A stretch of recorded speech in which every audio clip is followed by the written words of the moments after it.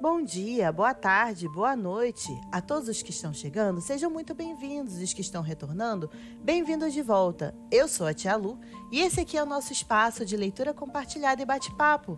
E aí, qual é a boa de hoje? Olá, pessoa querida que está aqui me dando a honra de compartilhar mais esse momento de leitura e estudo com você. A boa de hoje é o tarô mitológico com mais uma cartinha. A cartinha de hoje é o ermitão ou o eremita, certo? Então vamos ver que figura é essa que o tarô mitológico nos traz. Essa que é tradicionalmente a carta 9 do tarô. Lembrando que o tarô mitológico, ele não traz a numeração nos arcanos maiores, mas eles correspondem de qualquer forma, né? Você usa a correspondência. Só que muitas vezes, na hora aqui da Juliette trazer as explicações, ela faz um caminho próprio que ela elaborou, né? Minha câmera está indo e voltando com o zoom. Para de fazer isso, muito obrigada. Então vamos lá. Vamos lá, nossa carta. Lembrando que eu estou usando o próprio livro do tarô mitológico, o curso completo de tarô do Ney Knife, e o livro 78 Tons de Tarô, que está no Kindle Unlimited, e essa tabelinha aqui de 2006, participava de um grupo, certo? Então, bora para a nossa leitura. Essa figura, vamos descobrir quem é essa figura encapuzada, que carrega uma foice, que tem ali um corvo e uma lanterninha. Então, bora para a nossa leitura. O eremita. A carta do eremita retrata um ancião de barba, envolto em uma túnica cinza, tendo seu rosto bem coberto por um capuz. Em sua mão direita, ele carrega uma lanterna que brilha em uma luz dourada. Na mão esquerda, uma foice. Um corvo está pousado em seu ombro. Atrás dele, um cenário frio e nevoado de montanhas cinzas sob um céu carregado e opressivo. A lanterna que... Então é Cronos. Nosso eremita é Cronos, o titã, né? Pai de Zeus e tudo aquilo que a gente já viu aí. A lanterna que Cronos carrega é a luz da percepção e do conhecimento, angariados pela solidão e pela paciente espera que a carta do eremita implica. Aliás, é muito próprio trazer Cronos na carta do eremita, né? Porque a carta do eremita fala dessa coisa da espera, da paciência, da cautela, e Cronos é o titã que representa o tempo, né? Então vamos lá. O corvo é o pássaro de Cronos, pois se acredita que seja a encarnação do espírito do velho rei que morreu para abrir caminho para o novo ciclo. A lâmina da foice, em forma de crescente, também representa a lua, doada a Cronos por sua mãe Gaia, simbolizando as eternas flutuações e os ciclos do tempo. Aqui encontramos o antigo deus Cronos, cujo nome significa tempo. Na mitologia, Urano, o céu, e Gaia, a terra, uniram-se e geraram a primeira raça, os titãs ou deuses da terra, entre os quais Cronos era o mais jovem.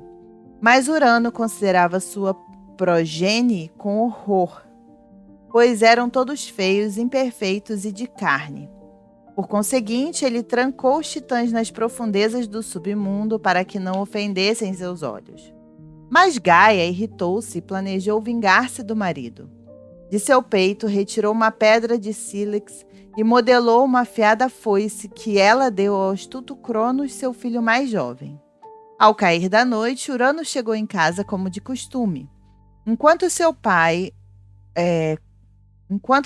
quanto dormia, com a ajuda de sua mãe, Cronos armou-se da foice e castrou Urano, jogando seus genitais no mar. Ei, vidinha boa essa vida de Deus e titãs, hein? Só brigas e lutas e... enfim. Cronos então libertou seus irmãos e tornou-se soberano da terra. Sob seu longo e paciente reinado, o trabalho da criação foi completado. Essa época na Terra ficou conhecida como a Era de Ouro, em razão da abundância sobre a qual Cronos presidia. Como deus do tempo, ele presidiu e administrou a passagem das estações, o nascimento e o crescimento seguidos pela morte, gestação e renascimento. Era venerado tanto como o anjo da morte, que estabelecia os limites que os homens e a natureza não podiam ultrapassar, quanto o deus da fertilidade. Mas o próprio Cronos não podia aceitar as leis cíclicas que havia estabelecido, pois quando foi profetizado que um dia o seu filho destronaria, como fizera com seu próprio pai Urano, passou a engolir os seus filhos assim que nasciam, para que pudesse preservar o seu domínio. E assim continua a história de Zeus, contada na carta do imperador, e que na mitologia derrubou Cronos e se estabeleceu no reino dos deuses do Olimpo.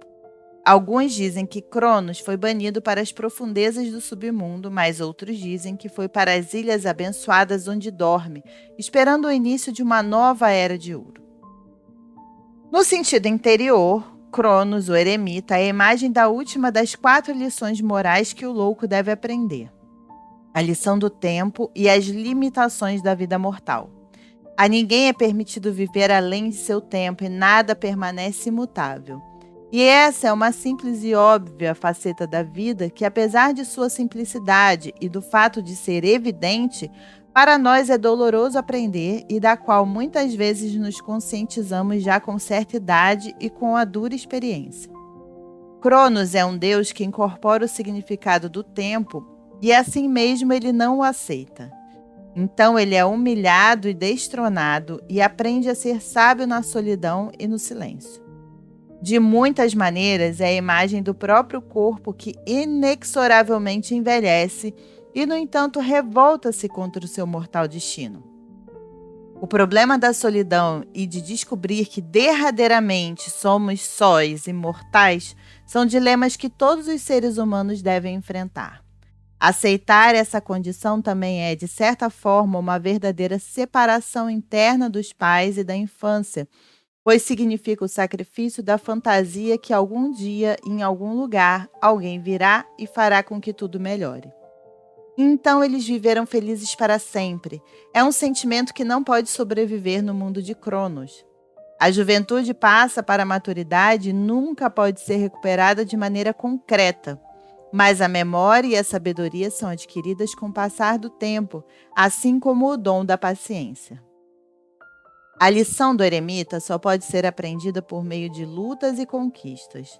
Cronos é a contraparte de Héracles, pois a luta não para o tempo. Somente a aceitação do tempo dará direito aos prêmios da Idade de Ouro e de Cronos. Por meio da limitação imposta e das circunstâncias que somente o tempo e não a luta pode liberar, isso aqui é importante, hein? Por meio da limitação imposta e das circunstâncias que somente o tempo e não a luta pode liberar, o louco desenvolve a postura reflexiva, introvertida e solitária de Cronos, o eremita. De certa maneira, Cronos é uma imagem de humildade que frequentemente se inicia pela humilhação diante do que não podemos mudar, mas que pode resultar em uma qualidade de calma e de serenidade, sem as quais não podemos suportar e as desilusões que a vida às vezes nos reserva. Tem umas falhas de tradução aqui nesse livro, mas está tudo bem. Entretanto, por mais sábio que seja o intelecto, por mais quente que seja o coração, por mais forte que seja o sentido de identidade, as vicissitudes da vida nos esmagariam se fôssemos incapazes de encontrar em nós mesmos a paciência e a prudência do eremita, que nos ensina como suportar e esperar em silêncio. A face negativa de Cronos é a calcificação, uma resistência teimosa à mudança e à passagem do tempo. Mas a face criativa desse deus antigo e ambivalente é a sagacidade para mudar o que pudermos, para aceitar o que não pudermos e para esperar em silêncio até conhecermos suas diferenças. No estado divinatório, a carta de Cronos, o eremita, prevê um tempo de solidão ou de isolamento das atividades extrovertidas da vida para que a sabedoria da paciência possa ser adquirida. Há uma oportunidade para estabelecer fundamentos sólidos, se tivermos vontade de esperar. E assim o louco finalmente atinge a maturidade, havendo desenvolvido uma mente e um coração, um firme sentido de identidade e, finalmente, um profundo respeito por suas próprias limitações na grande passagem do tempo. Para mim é uma carta incrível, porque ela fala justamente de algumas características que muitos de nós, eu me coloco aí na frente da fila, com a licença de vocês, possui, que é a ansiedade, querer ver as coisas acontecendo. E a carta do eremita, ela fala justamente da paciência, de esperar o tempo, que é diferente de um calendário. Essa semana, inclusive, eu estava falando com uma amiga que eu estou fazendo o trabalho de reiki com ela, e é justamente o que a gente estava falando, né? Essa diferença entre o calendário e o tempo. O calendário foi criado por nós humanos e o tempo é o tempo do universo, é o que existe, né? Então a gente tem que se conectar mais com o tempo, em vez de ficar só ligado no calendário, entendeu? Acho que isso é uma lição importante do eremita, né? Entender o tempo, que é o próprio Cronos, que é o próprio tempo, né? Esse arcano, então vamos lá, Ney Knife, o que nos diz? Esse arcano traz o equilíbrio necessário ao ser humano para a busca de seu autoconhecimento e do progresso em longo prazo. Sugere prudência, lentidão, silêncio e principalmente a procura pela iluminação interior. Para um melhor entendimento, pesquise prudência, obstáculos, sabedoria e pesquisa. Então, progresso lento, obstáculo superável, realização em longo prazo, planejamento, prudência, paz, calma, interiorização, intuição, aprofundamento, iluminação. Tentar agilizar os fatos, nunca desistir se for uma advertência. E se for um conselho, ter a paciência, calma, perdoar e seguir em frente. Certo?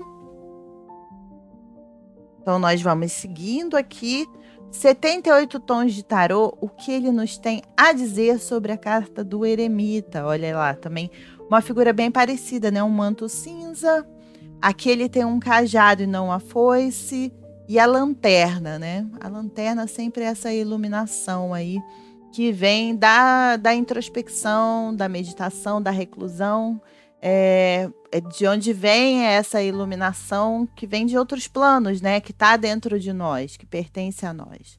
Então, ó, palavras-chave: introspecção, meditação, espiritualidade, sabedoria e reclusão.